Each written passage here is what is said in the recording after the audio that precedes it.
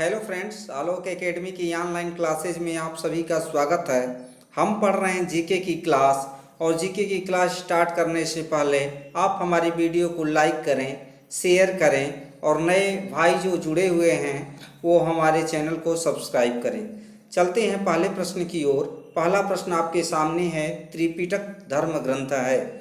त्रिपिटक धर्म ग्रंथ है जैनों का, बौद्धों का, सिखों का, हिंदुओं का। दोस्तों, त्रिपिटक कह रहा है और त्रिपिटक बौद्ध ग्रंथ है। यह ऑप्शन बी सही है। त्रिपिटक बौद्ध ग्रंथ है और ऑप्शन बी सही है। अब देखेंगे त्रिपिटक यानी तीन, त्रि मीन्स होता है तीन, इसमें तीन है, नंबर 1, नंबर 2, नंबर 3। देखेंगे पहला है विनय पिटक। कौन है? विनय पिटक। दूसरा है सूत्र पिटक, दूसरा है सूत्र पिटक और तीसरा है अधिधम्म पिटक। कौन सा है? अधिधम्म पिटक है। ख्याल करेंगे दोस्तों, ये तीन पिटक है, बौद्ध धर्म से संबंधित है। तीनों पिटकों से ये हमें बौद्ध धर्म के विशद ज्ञान की प्राप्ति होती है। और इन विनय पिटक का जो भाषा है वह कौन सी भाषा है? पाली है। याद रखेंगे, त्रिपिटक की भाषा क्या है? पाली भाषा है। दोस्तों, चलते हैं अगले प्रश्न की ओर। अगला प्रश्न है, बुद्ध ने किस स्थान पर महापरिनिर्वाण प्राप्त किया था? देखते हैं दोस्तों, बुद्ध ने किस स्थान पर महापरिनिर्वाण प्राप्त किया था। परिनिर्वाण का अर्थ आप लोग समझ रहे होंगे, नहीं समझते तो मैं बताता हूँ। परिनिर्वाण का मतलब होता है मृत्यु। क्या होता है? मृत्यु। परिनिर्वाण का मतलब क्या होता है? मृत्यु। अब बुद्ध ने किस स्थान पर महापरिनिर्वाण प्राप्त किया? कुशीनगर, कपिलवस्तु, पावा, कुंडग्राम। दोस्तों, इसका ऑप्शन जो है वह ए सही है, कुशीनगर। अब एक चीज़ और याद रख लेंगे कि बुद्ध की मृत्यु कब हुई थी? तो बुद्ध की मृत्यु हुई थी 483 ईसा पूर्व में। कब हुई थी? 483 ईसा पूर्व में। बुद्ध का जन्म कब हुआ था? 563 ईसा पूर्व में। अब याद रखेंगे, बुद्ध की मृत्यु 80 वर्ष की अवस्था में हुई थी। कब हो गई थी? 80 वर्ष की अवस्था में हुई थी। और जो कुशीनगर यानी कुशीनारा भी कहा जाता है, जो देवरिया उत्तर प्रदेश में है, यह कुशीनारा देवरिया उत्तर प्रदेश में हुई थी। याद रखेंगे दोस्तों। चलते हैं, यानी इसका ऑप्शन कौन सा सही हो जाएगा? ऑप्शन ए सही हो जाएगा। कहीं कहीं पर कुशीनारा भी लिखा है, वो भी सही है, या कुशीनगर, जो भी लिखा है दोनों में से दोनों ऑप्शन सही रहेंगे। इस क्वेश्चन का ऑप्शन ए सही है, कुशीनगर। चलते हैं अगले प्रश्न की ओर। विक्रमशिला विश्वविद्यालय। दोस्तों, कह रहा है विक्रमशिला विश्वविद्यालय की स्थापना की थी किसने? महिपाल ने, देवपाल ने, गोपाल ने, धर्मपाल ने। विक्रमशिला दोस्तों कह रहा है विश्वविद्यालय, तो इसकी स्थापना धर्मपाल ने की है, अर्थात ऑप्शन डी सही हो रहा है। याद रखेंगे, धर्मपाल ने विक्रमशिला विश्वविद्यालय की स्थापना की थी। चलते हैं अगले प्रश्न की ओर। किसके द्वारा तृतीय बौद्ध संगति का संरक्षण किया गया था? किसके द्वारा तृतीय बौद्ध संगति को संरक्षण प्रदान किया गया था? दोस्तों, याद रखेंगे, मालूम है कि बौद्ध सभाएं जो हुई थी, संगति हुई थी, वो 4 संगतियाँ हुई थी। कितनी संगति हुई थी? 4 हुई थी। पहली जो संगति हुई थी वो 483 ईसा पूर्व में हुई थी। दूसरी संगति जो हुई थी वो 383 ईसा पूर्व में हुई थी। तीसरी संगति 255 ईसा पूर्व में हुई थी। और चौथी संगति ईस्वी की प्रथम शताब्दी, कौन सी? ईस्वी की प्रथम शताब्दी में हुई थी। दोस्तों, यहाँ पर कह रहा है तृतीय बौद्ध संगति, अर्थात 255 ईसा पूर्व वाला पूछ रहा है। कहने का मतलब ये रहा कि तृतीय बौद्ध संगति का संरक्षण प्रदान किया गया था किसके शासनकाल में? तो शासक का नाम पूछ रहा है दोस्तों, तो इसका ऑप्शन बी सही है। कौन सा ऑप्शन सही है? बी ऑप्शन सही है, अशोक। अब चलेंगे थोड़ा इसको ट्रिक के माध्यम से। दोस्तों, मेरा ये आदत है, हमेशा से जानते ही हैं, ट्रिक के माध्यम से याद करना, समझाना और उसको अस्थायी रूप से मेमोरी में भर देना। देखते हैं दोस्तों, एक याद रखेंगे, बौद्ध संगतियाँ जो हुई है उसका एक ट्रिक मैंने बनाया है, मेरा स्पेशल ट्रिक है। अकाक शब्द याद रख लेंगे। कौन सा शब्द याद रखेंगे? अकाक। और से देखेंगे क्या हो जाएगा? अजात शत्रु। क्या हो जाएगा? अजात शत्रु। याद रखेंगे, इसके शासनकाल में पहला हुआ था बौद्ध संगति। दूसरा क जो आपको दिखाई दे रहा है, ये काला शोक का है। ये कौन सा हो जाएगा? काला शोक हो जाएगा। याद रखेंगे, ये काला शोक। तीसरा जो ये आ की मात्रा है, यानी अ है, तो ये क्या हो जाएगा? अशोक हो जाएगा। क्या हो जाएगा, अशोक हो जाएगा। ये जो क एक लास्ट में बच रहा है ये कनिष्क, क्या रखेंगे नाम इसका, कनिष्क।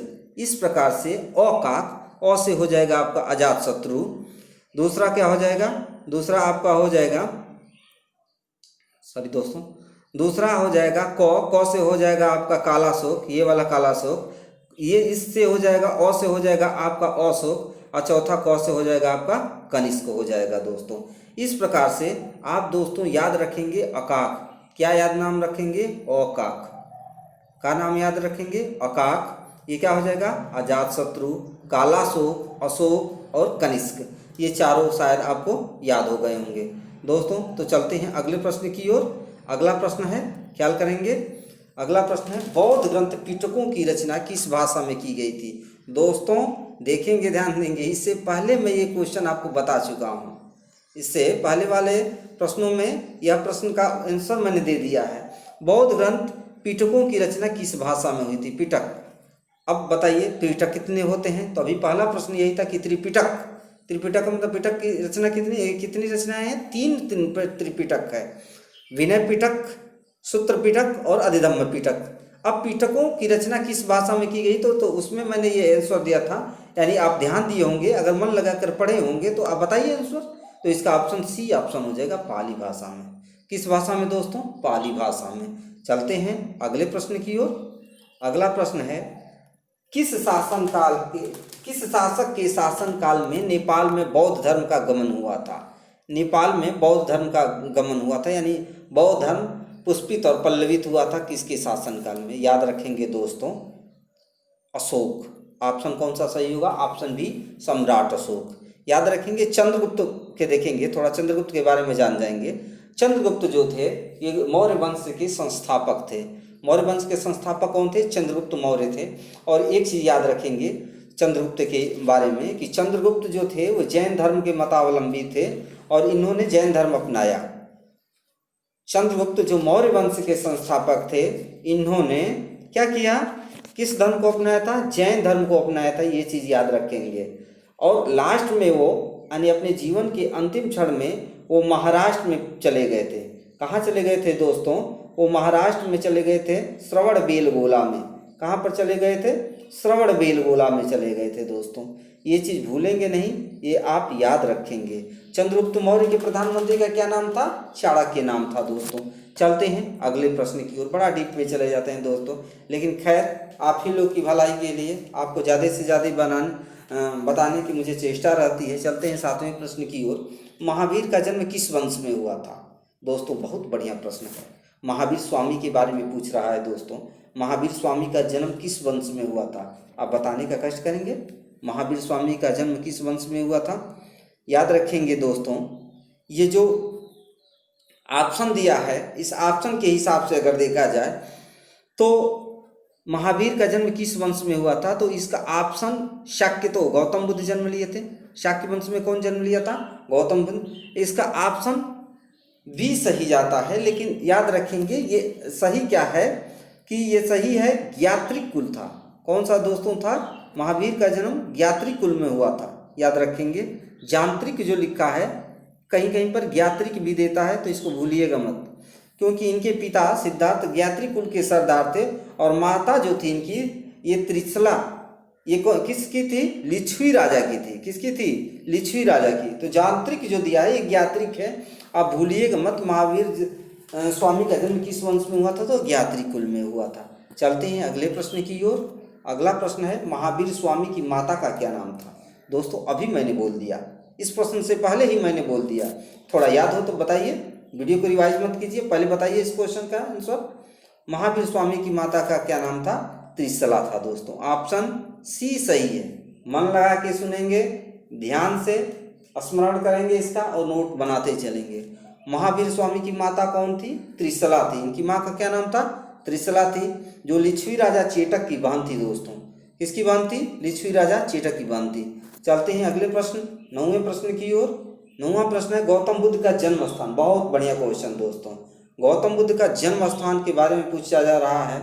जन्म स्थल था कुशीनगर, सारनाथ, बोधगया, लुम्बिनी। दोस्तों गौतम बुद्ध का जन्म जो था, ये ऑप्शन ये आपका डी सही गया। लुम्बिनी। कहाँ था? लुम्बिनी। कपिल वस्तु के लुम्बिनी नामक स्थान पर 563 ईसा पूर्व में हुआ था। दोस्तों इसके बाद वाला जो वीडियो मेरा बनने जा रहा है ये बौद्ध धर्म पर स्पेशल वीडियो बनने जा रहा है। आप उस वीडियो को जरूर देखिएगा। बौद्ध धर्म का कोई भी पार्ट मैंने छोड़ा नहीं है और पूरा विस्तार से थ्योरी स्पष्ट तरीके से समझाने का प्रयास किया है। आप उस वीडियो को जरूर देखिएगा। कल या परसों में वो वीडियो आपके सामने होगा। चलते हैं दोस्तों, गौतम बुद्ध के बारे में थोड़ा जान लेंगे। इन्हें द लाइट ऑफ एशिया भी कहा जाता है, यानी एशिया का प्रकाश पुंज भी कहा जाता है। बौद्ध धर्म के संस्थापक गौतम बुद्ध हुआ करते थे, ये भी याद रखेंगे। दोस्तों अगला प्रश्न और अंतिम प्रश्न, आज का अगला प्रश्न और अंतिम प्रश्न। चलते हैं दोस्तों, देखते हैं महावीर स्वामी की मृत्यु कहाँ हुई थी। दोस्तों महावीर स्वामी की मृत्यु कहाँ हुई थी? श्रवणबेलगोला, लुम्बिनी, कुलगुमलई, पावापुरी। दोस्तों स्थान है ऑप्शन डी सही है, पावापुरी। महावीर स्वामी की मृत्यु कहाँ पर हुई थी दोस्तों? पावापुरी में हुई थी। याद रखेंगे 72 वर्ष की आयु में महावीर स्वामी की मृत्यु अर्थात निर्वाण 468 ईसा पूर्व। कब? 468 ईसा पूर्व में हुआ था, ये चीज़ भूलेंगे नहीं। 468 ईसा पूर्व में महावीर स्वामी की मृत्यु बिहार राज्य के पावापुरी यानी राजगीर में हुई थी। चलते हैं दोस्तों, ये रहा आज का 10 प्रश्न। कैसा लगा कमेंट जरूर करेंगे, अपने दोस्तों के यहाँ शेयर जरूर करेंगे। हिस्ट्री यानी जीके से मैं डेली प्रत्येक 10 प्रश्न लेके आता हूँ प्रत्येक दिन, भूलिएगा मत। कल या परसों में मेरे वीडियो बौद्ध धर्म से संबंधित आ रही है, बड़ा ही धांसू ट्रिक के साथ मैंने उसमें पढ़ाया है। लेते हैं विदा, धन्यवाद।